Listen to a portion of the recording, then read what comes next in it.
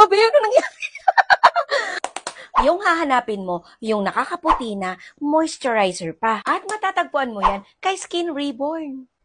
Ultimate Sunscreen Sun Protection. So, syempre, ititry na natin ngayon. Nakikita niyo naman yung skin ko. At ganito. Oh!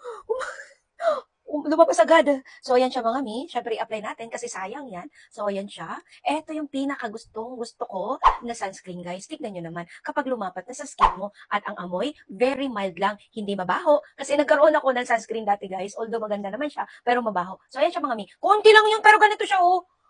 Kapag inabsorb na ng balat mo, ganito siya, guys. O, diba? Sabi ko sa inyo, madaling absorb eh. Kasi nga, napaka-moisture, malambot sa balat, as in, perfect. Pero lagyan na rin natin sa kabila. Oh, napadami talaga. So, dahil napadaming nilagay ko, ayan, tanggalan, bawasan natin. Ito ba, Mi, no?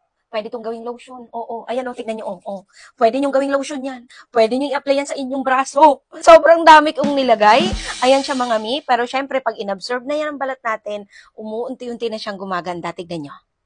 Nakasimple kapag nasa mukha mo. At yung nilagay kong napakadami nang wala na siya. Inabsorb na ng balat ko.